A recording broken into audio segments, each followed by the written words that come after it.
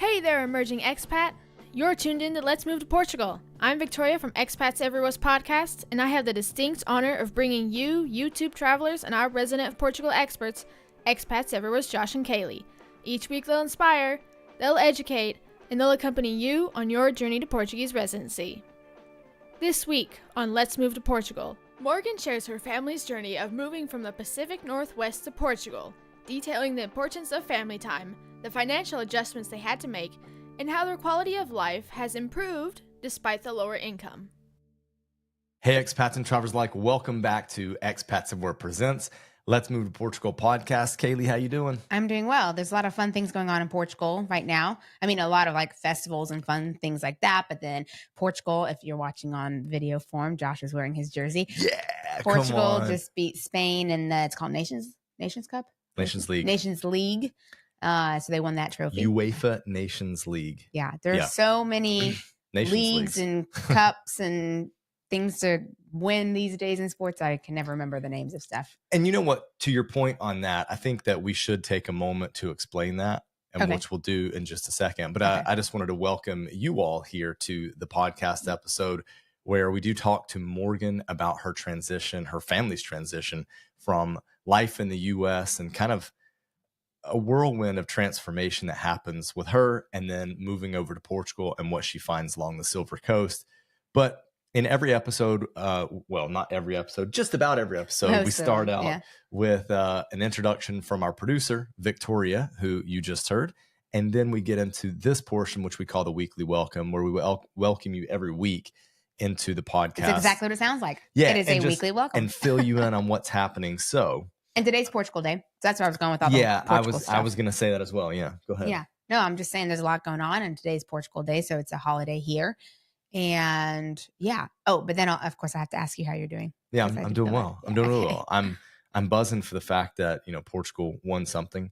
It kind of hits a little different. And I was talking to Christopher, who we've had on the podcast before, that lives in Coimbra. I was talking to him via text, and it was almost like maybe I read it the wrong way, but it was almost like he was congratulating me.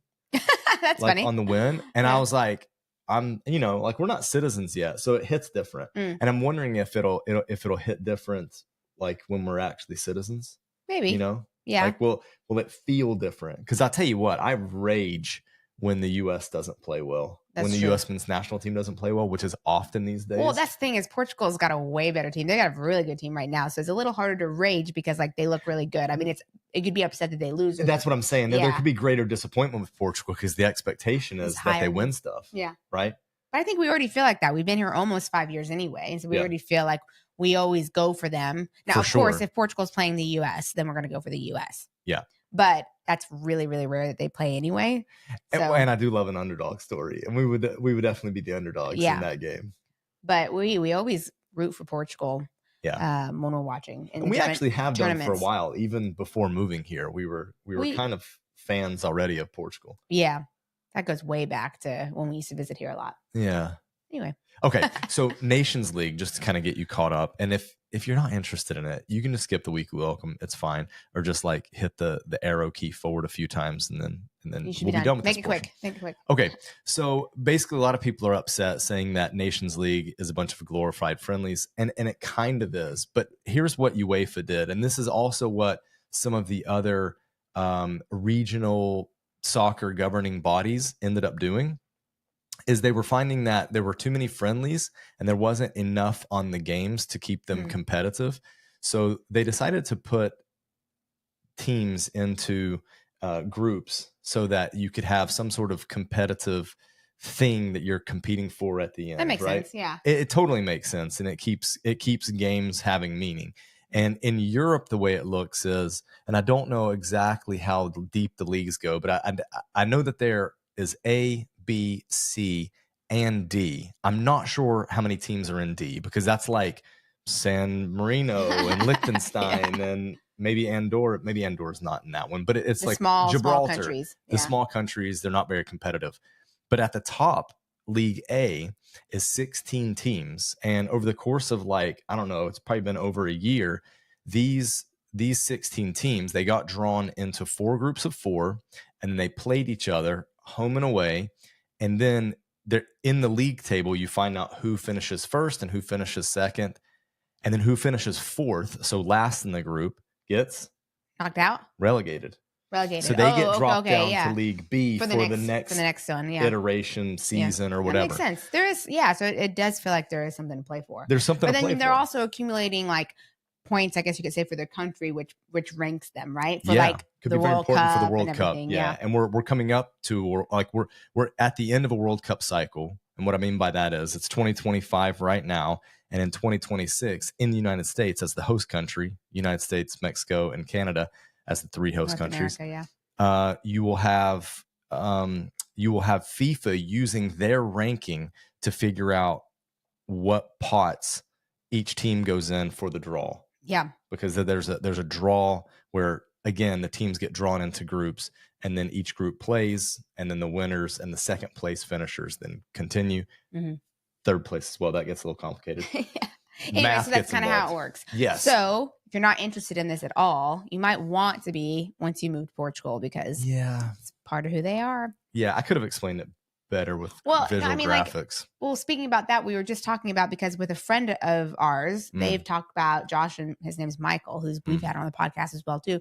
They're musicians who live in Portugal. Not me, Michael. Yeah. And Cheryl. Right. Them. Yeah, we're not musicians. No. But also Michael's really into sports, but a lot more like American football and basketball, really. Correct. Right? Yes. So you guys have talked about doing like a sports podcast. Yeah. If it ever comes into fruition. I mean, we may do. Obviously, we'll want to have some sort of audience for it. Like, we'll want people to listen. Would that be something that interests you then? It would be completely different than Expats Ever. It wouldn't be like a single podcast episode on here. It would be like a full podcast about sports. So just sports. You could talk a lot about American sports, European sports, explaining those. I don't know, whatever you guys want to talk about. I think Michael has a lot of questions, certainly about soccer, about football, European football. So he asks that stuff a lot. And I think it might be interested just to start capturing that in audio video format, so that other people can listen and learn without having to ask their soccer buddy all these questions. Let me be your soccer buddy. That's true.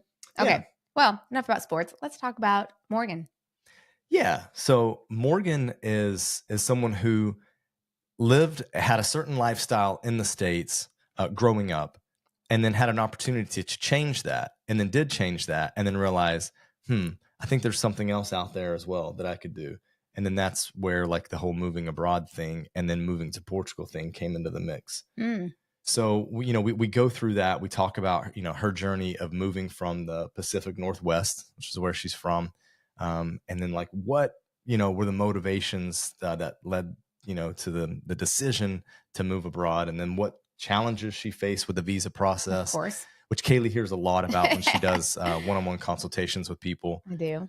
And then just like what her family's experience has been like adjusting to Portugal, adjusting to a new country in the Silver Coast area, right? Yeah. And she's done some things that are like that I've heard now a few other people are doing or have done. Like, for example, renting a car. So instead of buying a car, they're just renting. Okay. We just spoke with someone this past weekend that they kind of averaged out the cost, because renting a car can be quite inexpensive here. So they average out the cost. What would it be like if we bought a car or leased a car versus just renting one? Like whenever you need it, like rent it for like a weekend trip or a week or something. No, like that. I mean like renting it for like a month or 2 months at a time. Okay. Right. Longer than, yeah. Yeah. So like she has to go exchange the car. I'll say often, but she'll like have to monthly or so. Yeah. Something like that, or every 2 weeks. She can talk about it. Yeah, she can talk about, well, if she priced it out, let's see why she chose that route then. Yeah, but I found that interesting that people are like looking at little hacks like that. And yes, like across the year, it's lower. In peak times, for example, like June, July, August, when all of Europe is traveling, but certainly there's a lot of tourism in Portugal, prices go up. Yeah. Dynamic pricing, of right? Course, yeah. But the fact that they can just eat that cost, or maybe even decide not to rent during those months when they're higher, but eat that cost because it averages out well. Yeah. And I guess that makes sense, because then you don't have to worry with like, how do I get this registered? And if you own the car and having to deal with all the insurance and stuff. So I can see how it'd be different. That's interesting. Yeah. All right. Well, let's chat with Morgan. Let's get to it. Go Portugal. All right, but before we do that, let's talk about this week's sponsor, Green Ocean Global Advisors. Yes, we always recommend, no matter where you are in the moving process, to get your finances in order. So that's in your home country and then the country that you're moving to. And speaking about homes, what if you sell your house before leaving or do it after? What are the capital gains implications like? Well, a financial advisor will be able to walk you through this type of thing. And what about distributions? Maybe you have a 401k or a pension and you need to figure out how much you should be drawing from for the lifestyle that you're going to have. Now, you can use this link in the description section below to talk to John from Green Ocean Global Advisors to see if he's a fit for you. You'll have a free 15-minute consultation just for being an Expats Everywhere listener.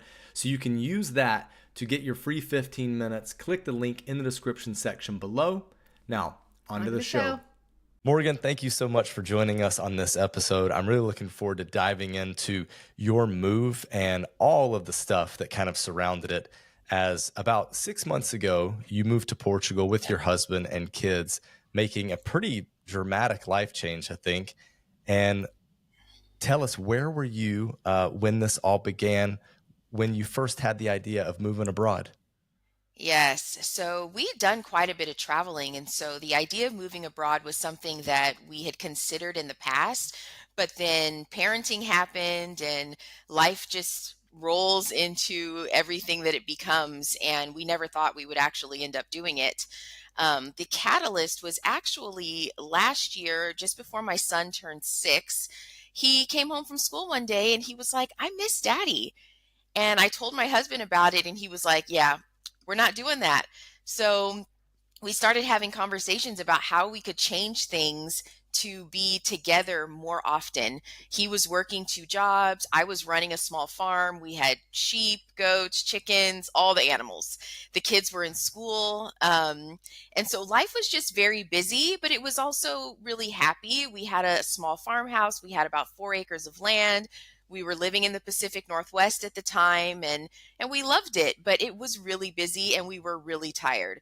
And we realized that we weren't getting the quality time with the kids that we wanted. And both Zach and I grew up in families where our dads worked a lot. And so I think for us, we wanted to do something different than what we knew as children. And that was kind of the catalyst for us. And innately, when you want to make big changes, you have to make drastic decisions. And it's the oddest thing that when you are trying to simplify your life, things get more complicated because the world around us is just not designed to support simplicity. And so you just have to complicate things. You have to shake things up to make those kinds of changes. And that's really what we did. We decided, you know what? We're going to sell everything. We sold all of our farm animals, found them all new homes. We had to find special school programs for the kids so that we could be flexible and move around because we didn't want to have to put them in schools and pull them out. And that was really the push that got us going. We started researching the visa process, and obviously all our passports had expired during COVID. So we had to get new passports and start the whole process from scratch. And that kind of was what got the ball rolling. Okay, and when did you start that process?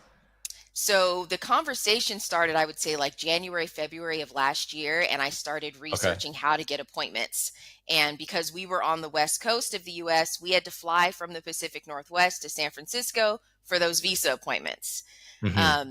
So we did that in June, and it took about 3 months to get a response, which is also terrifying because you're just living in limbo.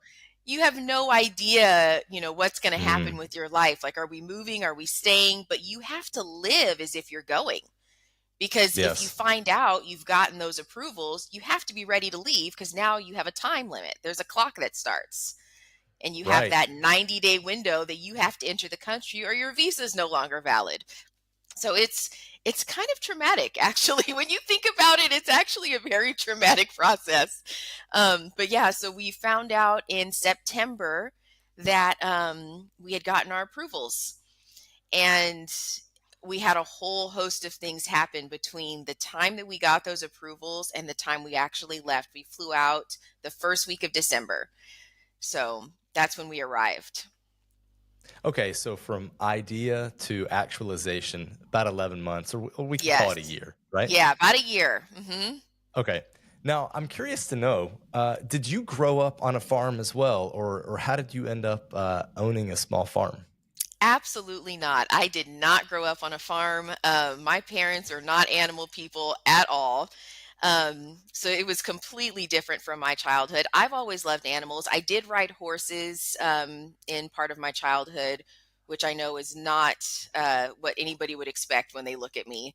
But I did love to ride horses. I did spend some time around animals. My husband grew up more around animals, so he actually didn't Okay. want the farm life, but I did. And then when we tried it and the kids loved it, he was like, okay, let's give this a try. So we had sheep that we bred and raised, goats that we bred and raised, chickens that we raised. We also bred and showed Italian Mastiffs. So we Oh, had purebred okay. Italian Mastiffs that we raised. We brought one with us, and the others we had sold and found new homes for. We had geese. So we had quite a few animals on our farm. Okay. So when you're talking about making a change in your kid's life from the childhood that you had, you're talking Hmm. about a couple things, right? You're talking about Yes. maybe the lifestyle that you grew up with versus what you wanted to give them with the Hmm. farmhouse experience, and then also the amount of time with dad, right? Yes. Yes. And we thought when we moved from California, which is where we're originally from, we moved from California to the Pacific Northwest. My parents had retired there before my dad passed away about 11 years ago. And we thought this is the way we're going to give our family this quality time. I was now, a stay at home mom. I had gone from what I call it my government analyst job to domestic engineer. That was my shift. And then um, we decided, okay, if we do this kind of homestead life, the kids get this unique upbringing that we didn't have, and we get more time with them. But really, all we did was go from one busy to a different kind of busy. Yeah. And you don't really see it when you're in the midst of trying to create it. And then once you're in it, you're like, I'm out here taking care of these animals all the time. And sometimes they're with me, but they're at school. And then in the evenings, they can't come out and do these things. They have other things they have to do, swim lessons after school and things like that. So it was just like more busy, but it just looked different. And we Yes. thought, okay, Okay. this isn't what we were going for. Okay, so what did you find then moving to Portugal? Where did you end up? And yeah, what have you found in terms of pace of life? Because if you were very busy then, have you just moved that life over to Portugal? We did not. It's actually much closer to what we were hoping for, and we weren't quite sure how it would play out. We didn't really have a specific location in mind when we started planning our move. We had visited Portugal back in 2007 BC, so before children. We came here and we spent a couple weeks road tripping most of the country with friends. We had actually done some volunteer work in a Portuguese speaking community in California. So we had quite a few friends that speak the language. And so we were able to learn some ourselves. And we came here with some of those friends. And we were Hmm. like, we love all of it. We loved the whole country. So we didn't really have a preference at first when we decided we were going to make the move. We kind of decided, you know what? We're going to make some prayerful consideration. We're going to see what ends up working out. So people were like, hey, check here, look for housing here. So we just looked all over, and there were so many places where we felt like the door was closing. We couldn't find a place to live. And we finally settled on like central Portugal, not quite on the coast, but I guess it's considered Silver Coast area because we're Hmm. further inland in a small like country village, which totally fits us. We love it, but it's still Hmm. close enough that we can drive to the beach in less than an hour, and still have that access. So we're actually in a small village outside of about 20 minutes away from Obidos. Okay. And Yeah. and how did you stumble upon this specific area? Was it your Portuguese friends? It was because we had actually found an Airbnb in Peniche, and Okay. we stayed there for about 6 weeks while we were looking around. And then we found a long term rental and we signed a 1 year lease, which is where we are now. Okay. So that's how Did we you found this use that? house. Got it. Did you use that Airbnb as your like the component for your housing contract? We did. So to get your visa? Okay. we had contacted the owner or the host, and basically they agreed to allow us to reserve it for 6 months, and with the expectation that we were going to find a long-term rental once we arrived, which is what we did. So we got here, we were there for about 6 weeks before we found our long-term rental and signed the lease, and then we canceled the rest of our reservation and moved into our long-term rental.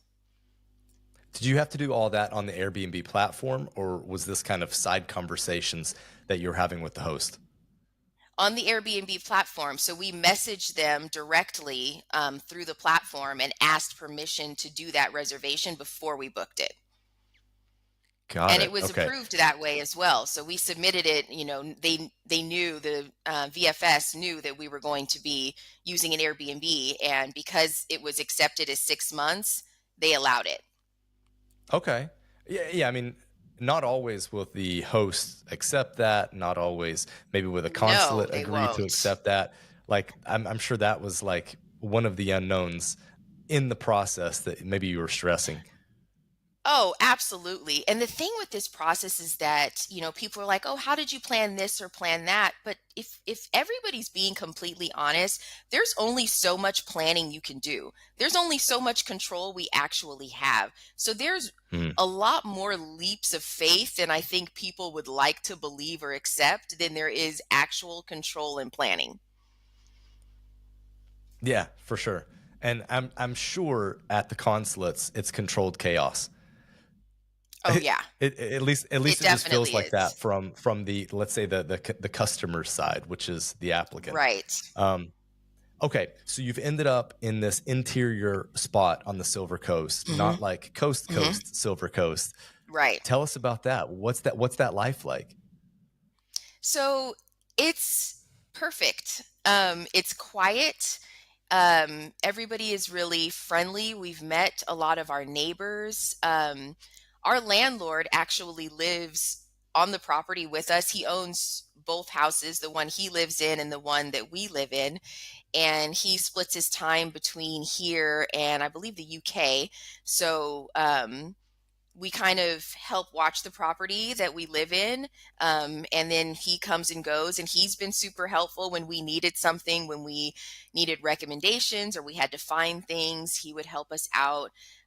So it's been really nice, and the kids love it. And that's the part that means the most to us, is that they're just so excited to be here. And my daughter, she is 4, and she was like, "Where are we going next? What are we going to do?" Like, she's so excited about what life is like here and all the newness that it's always like, "What are we going to do next?" And I love that. I love how much enjoyment they're getting with being here. Awesome. Now, I do have to ask, is it a farmhouse with animals? It is not. And Okay. it's funny Because because I we've think some had people people think ask us, rural. Oh, Go yeah, ahead. and we see it. We do see it. Like, we've seen the herds of goats crossing the street when we're driving through the villages. And I do get tempted, Josh. I get tempted sometimes, and I think, "Oh, maybe we should get a few more animals."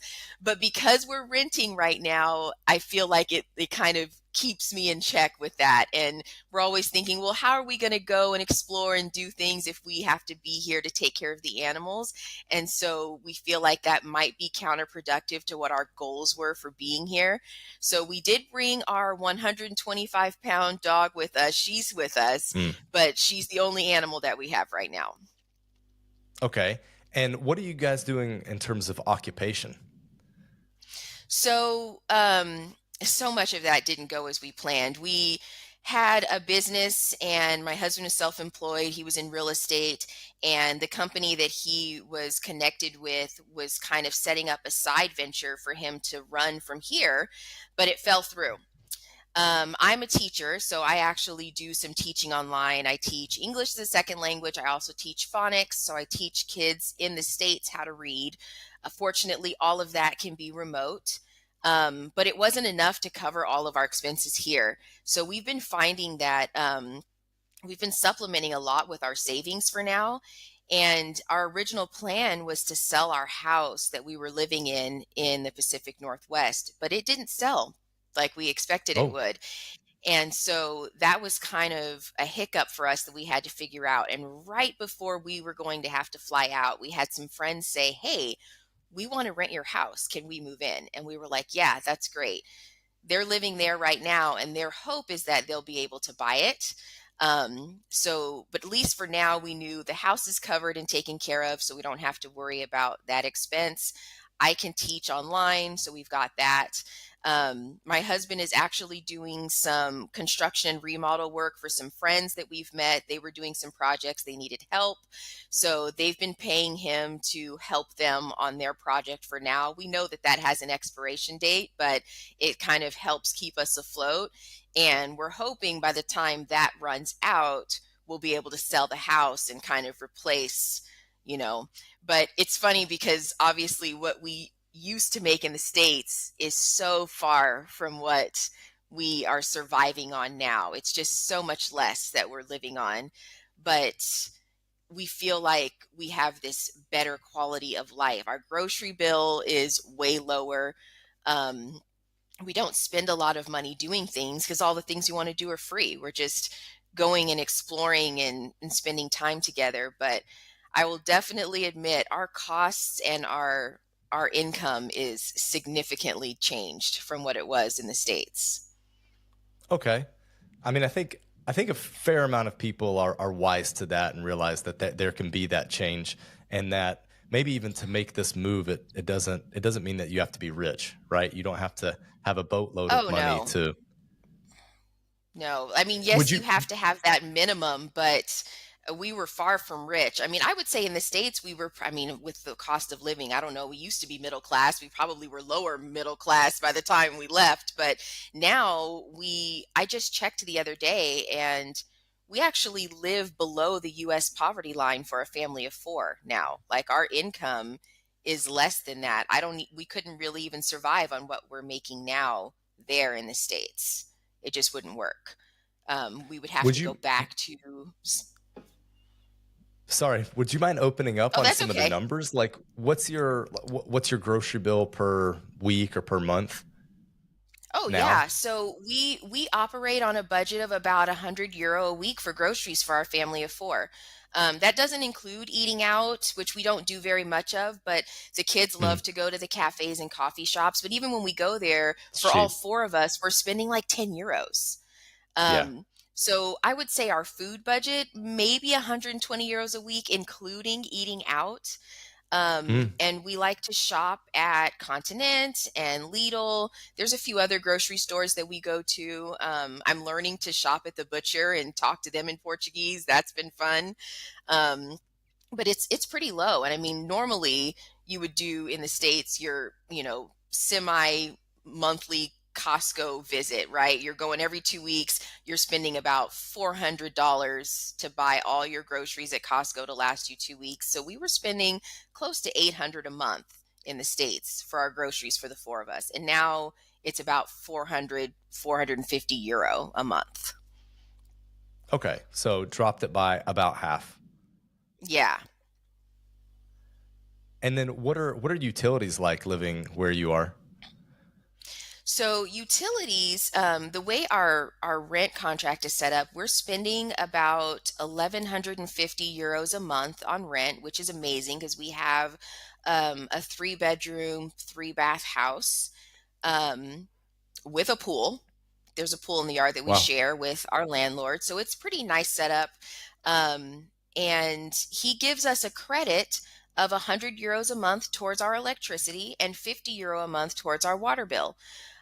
We have never had to pay additional for our water, but our electricity, we absolutely have. That's been more expensive and probably the one surprising utility that we've had since we got here, because even though he's given us that credit, at least twice we have had to give him an extra like €100 to cover our electricity bill. So Okay. that's been taking some getting used to. And is that more attributed to surviving the winter months where it's been cold and maybe the house isn't very efficient geothermal insulation? It could be. We had like space heaters plugged in, and he does have Hmm. solar, but the way the solar works, it's like you have to set it up so that it's on some sort of eco mode and you're drawing from that solar energy, and you have to use it like as it's coming in. If you aren't using it, it goes back to the grid. Okay. So we've been trying to learn, like, okay, when's the best time to do laundry? When's the best time to shower? When, and then we're unplugging things so it's not using electricity all the time. And I think our last one ended up being our last electricity bill. We had to pay an additional 50. So we did get it down, but it's still, electricity in general is more expensive here. Yeah, absolutely. And it's not as if you're mining Bitcoin either. No, right, exactly. Not even close. Because we have heard of that, actually. We've heard of a few people doing some not so nice stuff when their landlord includes electricity, and then they go and like start mining Bitcoin and drive up a crazy electric bill. But yeah, okay, definitely so, not. We've been trying to keep it simple. Nice. What about some of the other costs, like your entertainment costs? Have you kept subscriptions to Netflix and Disney Plus and all of these Yes. things? So we did keep our several of our streaming services, which will probably cut down on some of those. We have the Netflix and the Disney and Hulu, combo package and everything. Yeah. We did get our cell phone service here. So we Okay. had ported our numbers so we could keep our numbers in the States, and we Mm-hmm. still get messages like on Google Voice, but we have our numbers here for Portugal, and we use WhatsApp most of the time, or people can call us on our Portuguese numbers, but it comes to our same phones, which we paid off our phones before we left the States so that we could keep our numbers and port those. Okay. We also got internet service because being in rural Portugal and kind of further out in the country, the internet is not good. And because we are trying to work online and things like that, we needed more reliable service. So we had talked to a neighbor and they said, hey, we use Starlink. You just have them send you the package, you set it up at the house yourself, and you can use that for your internet. And that has been a lifesaver. So we definitely recommend using Starlink if you're in an area where you don't get good service. Are we calling you via Starlink right now? We're on our Starlink service now. Yes. Wow. Okay. And how much is that per month? So we spend €40 a month for Starlink, and we That's not bad. spend €60 a month for Vodafone. We have Vodafone for our cell phone service. Okay. Cell phone, and then is that also TV, or is it just 2 cell phones? Just 2 cell phones, yes. So because for TV, Okay. we do use our internet for our device, for our Streaming. laptop and streaming and things like that. But that's the only Mhm. TV that we're watching. Okay, cool. And you said that a lot of the activities that you do are free. So what are some of the things that you do that are free that the kids are really enjoying? Outside of like petrol and tolls, we're usually driving to just different towns to visit. We went and spent time in Peniche when we were living there, and we would explore and go to the different beaches.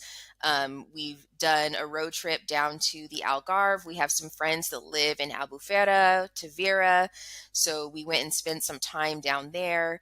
And the money we're spending is really just to get there, and then Okay. we just explore and walk around. We did go to a couple of the festivals in Óbidos at the castle.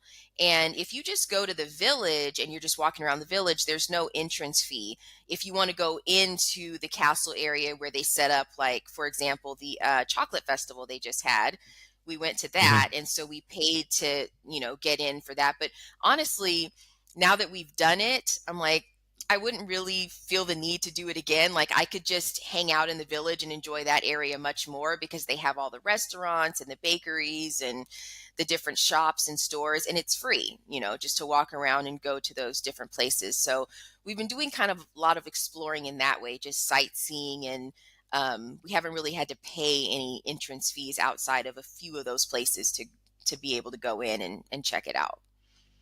Okay. And earlier you were touching on like what you all were doing with food, both groceries and then eating out. And you said that you didn't eat out very much. You did go to the cafe. But when you do go out, what are the restaurant options like where you are? And how are you finding Portuguese food? we like a lot of the Portuguese food that we find, and we do sometimes look for places ourselves, check reviews, or we get recommendations. We like to go to what is like a barbecue, like a churrasquera, where they make all this chicken, and you're like, hey, I want chicken for 4 people and fries for 4 people. So it's frango y batatas para, 4 pessoas, and they just give you a big like tin of food that Yes. they've barbecued, hand it to you, and they weigh it, and it's pretty affordable, and it lasts us for a couple of days. We can eat on that amount of food. That's kind of our eating out. So we do a lot of chicken and fries. We've done a little bit of seafood. And we found a couple of burger places, but we like a lot of the local food that we find in the villages much better. And then if we're ever Okay. in the mood for something that we maybe can't find here, then I can always find those ingredients at the store and make them at home. My family loves pancakes. I haven't been to a breakfast place that serves pancakes, so I make them at home. So we've kind of just, if we're in the mood for something specific and we can't find it in a restaurant, we just make it at home. And that works well for us. I think those, speaking of pancakes specifically, I think like the mid-sized cities and then obviously Lisbon and Porto will have more of those brunch spots that will have fluffy Yes. pancakes that I think we're used Mm-hmm. to in the States. Mm-hmm. And we Are haven't we there some haven't things found that that you yet where we miss? are. Yeah, do you miss it? Like, what are some other things that you miss? Um, you know, I can't say there's anything that I really miss. There were some seasonings and things that we were trying to find, and just like buying like a big tub of regular syrup. We actually had some friends that shipped us some because we were like, the syrup is like these small little glass containers, and it just wasn't very much. But honestly, we've been able to find everything that we want. Um, and we weren't really looking for familiar. We haven't really been Mm, searching for what we left behind. We've been searching for, what do we want our familiar to be now? mm-hmm. What makes us feel at home here now, not what will make us feel at home like when we were in the States. And I feel like that is kind of a healthy perspective to have, because we're in a new country, we're in a completely Sure. different life, and we're not trying to bring what we left behind with us. We're trying to make here home. And so we've been just looking for the things that we like for the area we live in. And I can honestly say, in 6 months that we've lived here, I have not felt homesick one time. In fact, the only discomfort that I have felt is, are we going to be able to make this sustainable long term? Because I don't want to go back. I like where we are, and I Okay. like what we have Mm. built so far. Okay. Did you put any sort of timeline on the move? Or was it like a burn the ships type of moment where it was like, all right, we're leaving, we're never going back? Or was it, let's try this out for a couple of years and see where we land? I think it was more like that, because you can never really know for sure if something's going to work out long term, or if something's going to come up where you have to readjust and reroute. Mm, So I think originally we thought, okay, we're going to sell the house and just go, and we're going to buy here, and we'll be set up, and it'll be good to go. But it didn't work that way. We didn't sell our house, and so then the next backup plan was, let's rent it for a year, and that'll let us live here for a year and see mhm. how everything feels. And now I'm kind of glad that's how it worked out. It did take away some of the pressure of feeling like, okay, you don't have anything to come back to, and you do have a fallback plan. But I didn't really want to look back. I wanted to look ahead. And Yes. so it was nice that we could say, hey, if you guys want to rent our house even longer, we know that the house is taken care of and we can stay here even Mhm. longer. Because now that we've hit 6 months, it feels like no time at all. And the idea that, oh, in 6 months we could move back was upsetting for me. I didn't want to go back in 6 months. And I Yeah. thought, okay, a year is not going to be long enough. Like, we want it to be longer than that. And I think that once we had kind of accepted, okay, we can make this last longer than a year, that became the next goal. Like, let's get past a year. At first it was, we'll get to a year, and now we're halfway there, and it just feels like it's not enough time. Okay, right on. I totally feel you on that. I'm curious to bring it back to where you were talking about what your new norm is, or what like your current reality is. What can you Mhm. describe what that looks like? What is your new norm here, instead of trying to replicate what you've had in the States, because you don't want to do that? What does life look like here? One of the best luxuries that I feel like we've been experiencing here is slow mornings. We have never had that. Your day starts early. You're getting up early in the morning for work. Everybody's going to school, and I'm up early taking care of farm animals. And here it's like this luxury of getting to wake up slower, getting to wake up naturally a lot of times, not always having to use an alarm. um, we can start our day kind of when and how we want. I do have like my classes that I teach during the day, but nothing's early morning, and that's just because of the time difference. Um, but I was in the States, and I was teaching, some of my classes would start at West Coast time at like 4 in the morning. Um, but here it's different because we can kind of roll out of bed at 8, 9, 10 o'clock if we want to, and start our day a little bit slower, have coffee, play with the kids. And it's nice to just be able to kind of be in the moment and not feel a lot of pressure first thing in the morning. And then throughout the day, it's okay, we teach some classes, or my husband goes and helps on the remodel project. We do schooling with the kids. And then in the afternoons, it's like, hey, do we want to go for a walk? Do we want to go to the beach? Do we want to just relax at home in the backyard and play with the dog? Like, we kind of just feel our way through the day and fill our time as it feels comfortable, as we see fit. And then sometimes we have friends over, or we go do things with friends that we've made here. So it feels so much more intentional and more fulfilling, Mm, instead of like pressure, which is what we were hoping for. Because when we feel that pressure, we know the kids feel it. And so it's nice to kind of feel some relief from that. nice.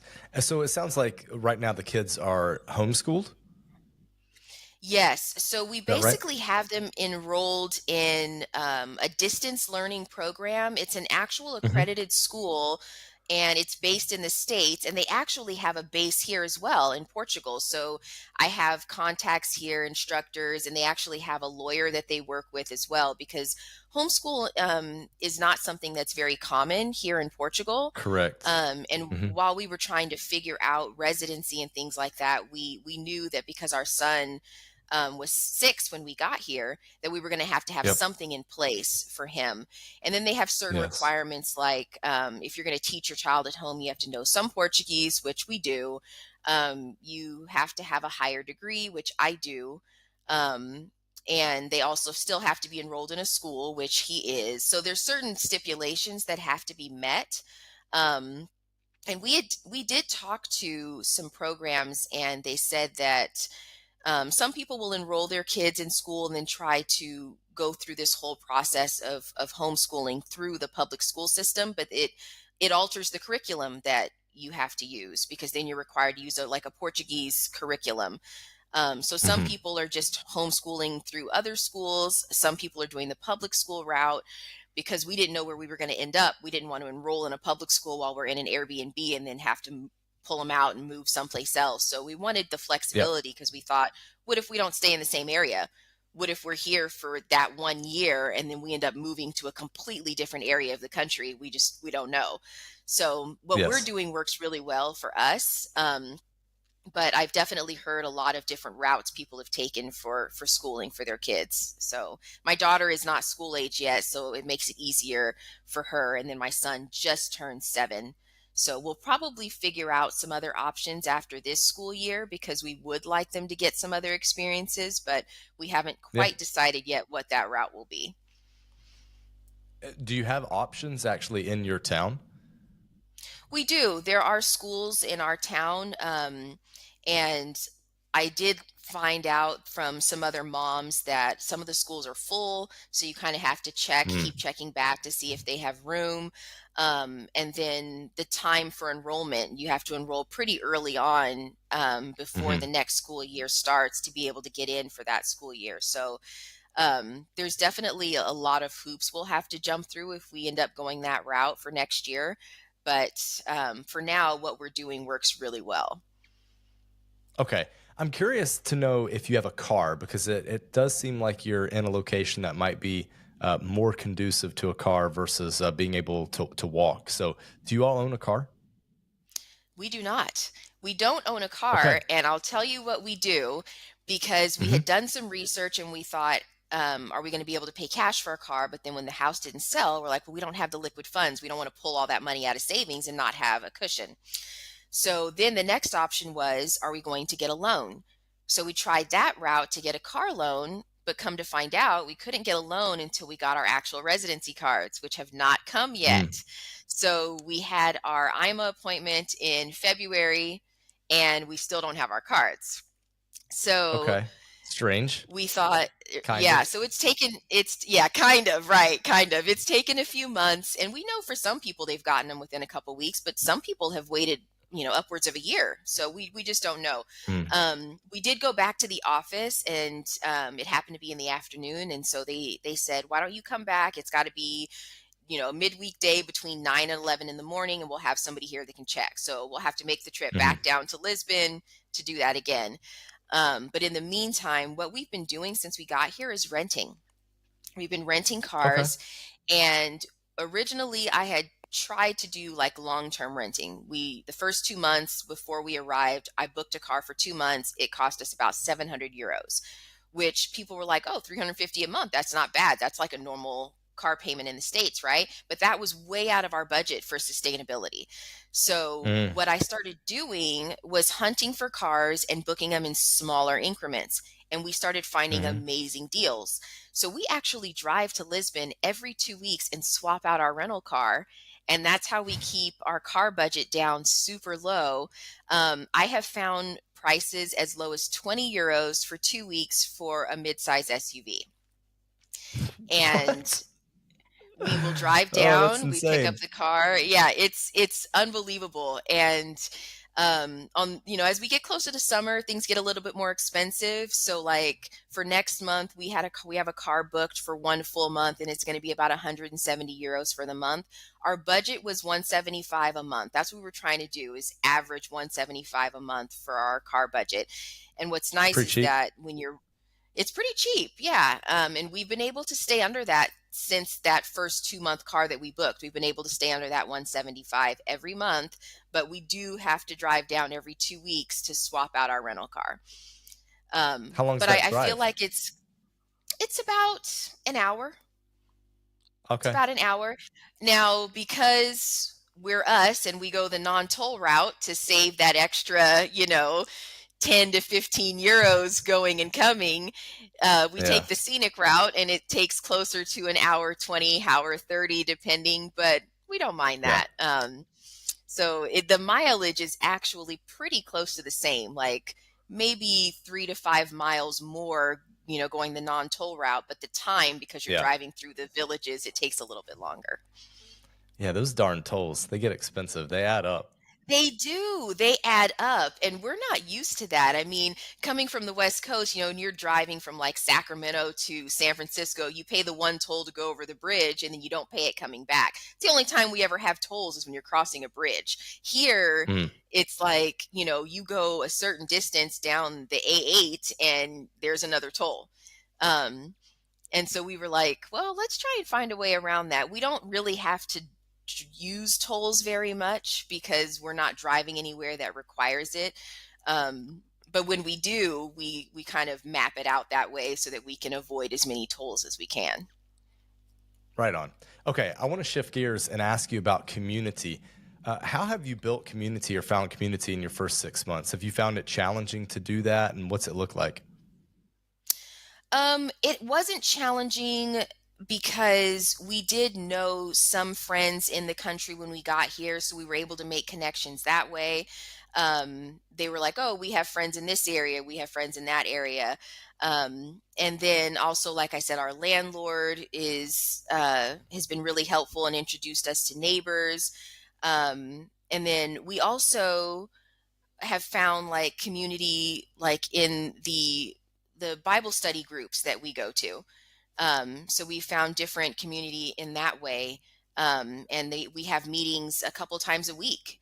And so we get to see all of our friends and make new ones that way. And they have those all over the country. So it's nice to be able to connect. And once you start making friends that way, then they introduce you to other families. And it's like, oh, do you know any families with kids? Oh, yeah, I know this family down in Sintra. They have kids your age. And then everybody plans things and you're able to get together and meet up. And so we made a lot of friends pretty quick after getting here.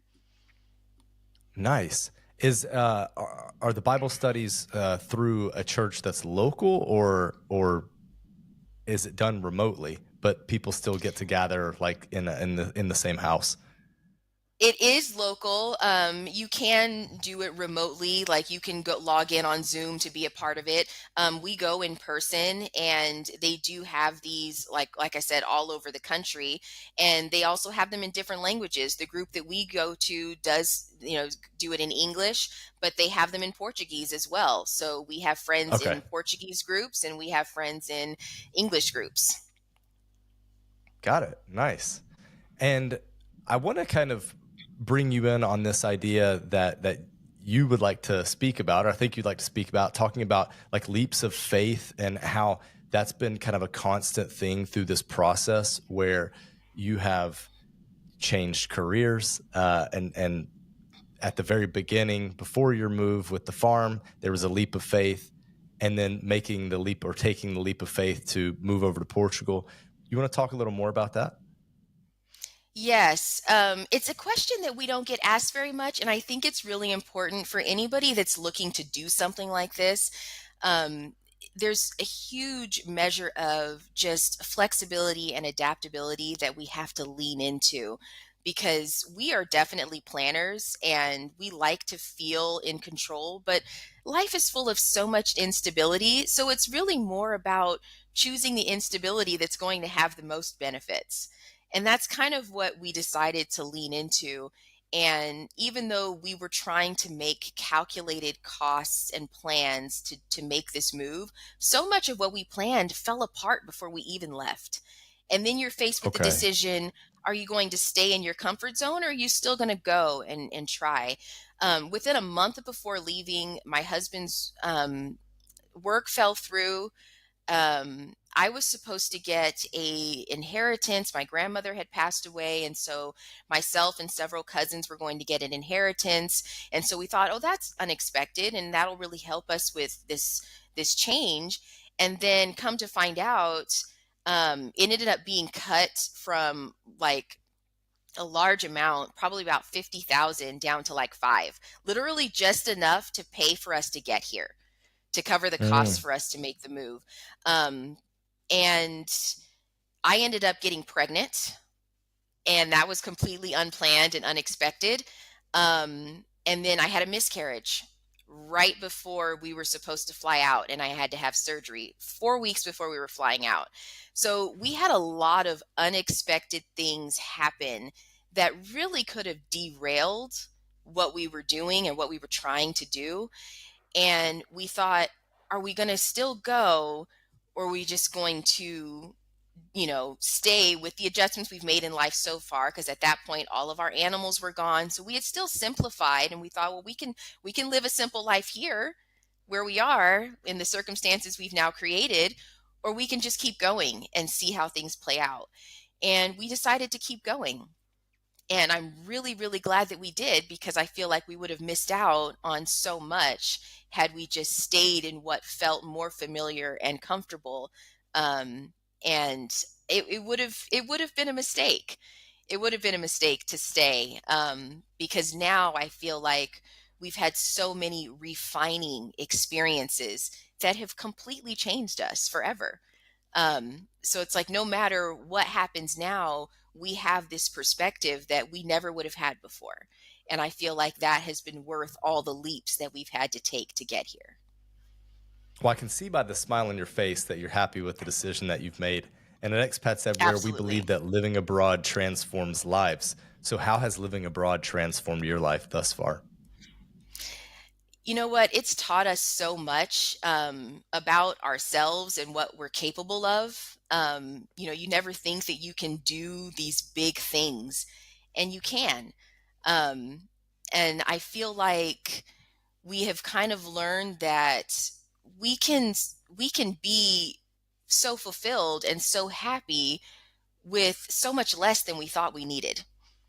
Mm. Um, you think that you have to live a certain way, you have to keep up with your friends or what's going on around you, you have to have a certain job or certain skills, and we get here and it's just like we've gained time, and you can't replace that, you can't put a price on it, you can't get it back. And I'm glad that we did it while our children are so young, because I feel like they get to grow up with these experiences and these impacts that will mold who they become and what their perspectives will be. And I think that it's just completely invaluable. Like, I can't even imagine anything else we could have done that would have helped us to grow in the way that we have since going through this process to get here. And it didn't start upon arrival. It starts when you make the decision to do it, because now you're living with this goal in mind, and every decision you make is in support of getting there. And so it's transforming you before you even arrive. Beautifully said. On both Instagram and YouTube, your life after leaping. So we'll Yes. put those links in the description section or show notes of this episode so people can stay in contact with what you're doing, both through your photos and your videos. Morgan, thank you so much for sharing with Expats Everywhere. Thank you, Josh. Say hi to Kaylee for me. Will do. Take care. Bye. You too. Bye.